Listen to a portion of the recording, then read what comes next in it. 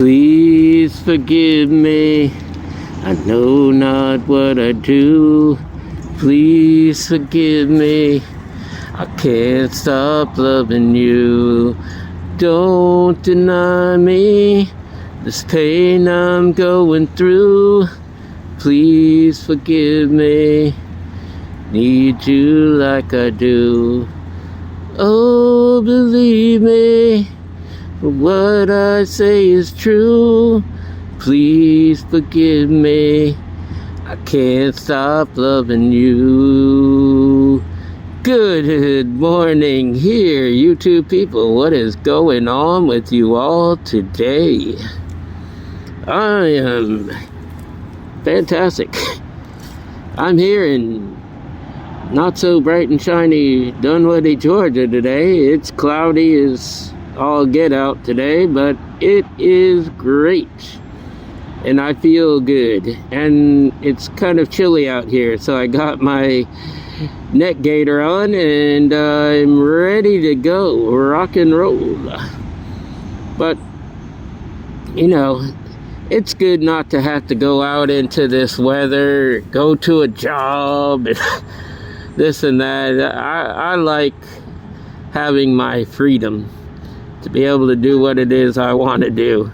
It's really special to me, and I keep it as such. But anyways, hope that everybody's doing well. I'm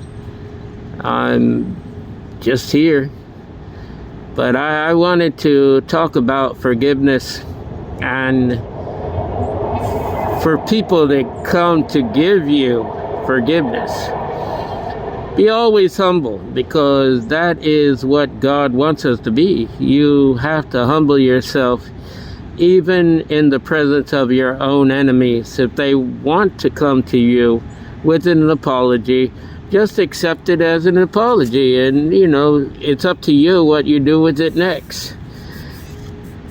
You know, for me, I don't have any problem accepting an apology. I'll look forward to it if it happens, and not look forward to it if it doesn't. It doesn't matter to me. Like I said, there's plenty of people that owe me apologies, but I never expect anybody to give me an apology. But you know, if it happens, it happens. And nothing I can do about it to change whatever it might be. My camera is dirty, guys. Okay, there we go. Well, maybe not. Anyways, yeah. Some people might even look to try to trigger you into, you know, jumping off the handle or whatever. Just do your best to control yourself. If somebody's giving you an apology and, you know, and it looks like they want to get a spark out of you by saying something off the wall, going back to the past and bringing up things of old, whatever it is that they try to spark something in you on, be very careful at what you say to those people, because you're really only being tested anyways. They want to test you and see you how much they could try to control you, try to knock you off of your throne, if it will, whatever, you know, wherever they think you're sitting at. And they'll do everything they can to possibly try to get you out of your own elements. And that's pretty much what they do at all times. So you have to work at that. Don't worry about whatever it is they tell you. Just keep it moving and move on.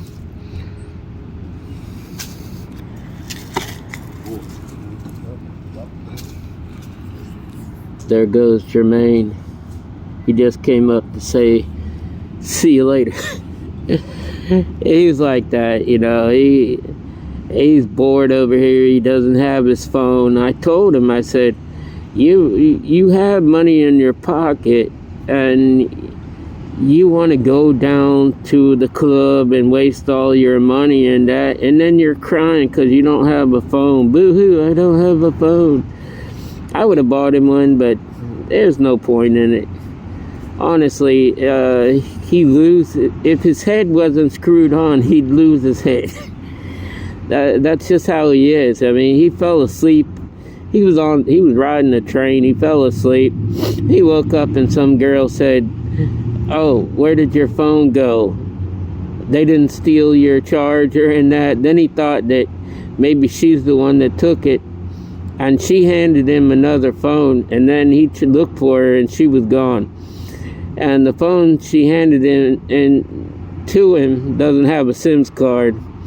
And if you're from the US, it's not just that easy for us to get SIM cards. It costs us about the same kind of money you could buy a cheap phone for. So why not just buy a whole new phone? Why would you need somebody's old phone?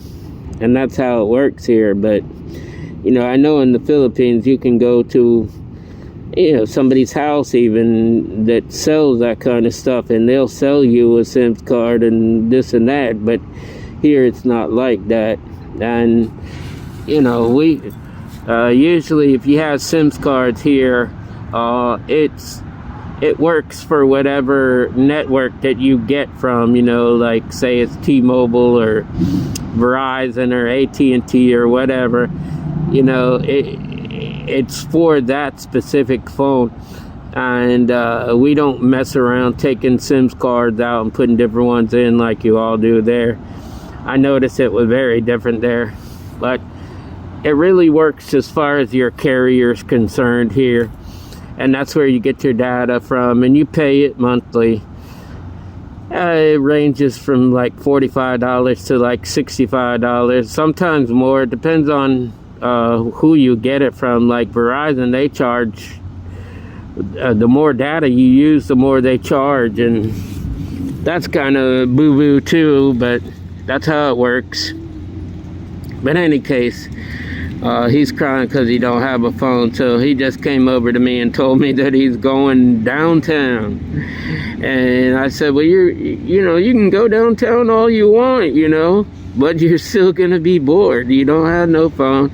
He goes down there. He'll go down there and chit chat with his little buddies down there or whatever. But he always ends up getting in trouble and coming right back up this way. So he just told me he was leaving, and hey, kudos to you. Que sera, sera. Whatever will be, will be. But anyways, I wanted to get back with that. If somebody comes to you with an apology, it's up to you whether to accept it or not. Some people just give like a fake apology anyways, it really doesn't mean anything to them. They just do it to make it look good, you know what I'm saying? They'll come here with some good words. Oh yeah, I'm so sorry for what I did. I really apologize. Boo-hoo, please accept my apology. And they don't really mean a second of it. They're just saying it just to say it. Just to get back into good graces with you or whatever. And then, well, the whole kit and caboodle story. It happens all the time. I've been in that situation. I couldn't tell you how many times. And, you just have to deal with it. Like I said, discernment has everything to do with it, if nothing at all. You can discern whether a person is telling you the truth on an apology or not. If they come to you with some boo-boo and, you see a little break in what they're saying and it doesn't really sound right to you, you'll know it. You will know if it's the truth or not. And then what happens after that? It's up to you. You make the decision then. But people are like that. They're just gonna say whatever they're gonna say. And either they're gonna try to trigger you and getting you to say something back and come out of your own element, or they're going to be sincere with their apology. And it's up to you and what you want to do with it or whatever. I've been in that situation, like I said, and I'm sure most of you have. But just be aware that it could happen to you. It could happen to you. It can happen to me. It can happen to everyone eventually.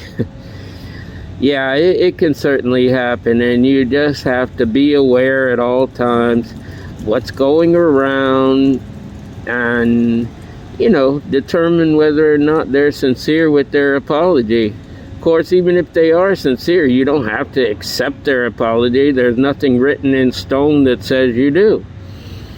But it is what it is. Anyways, I want you to know that I love you.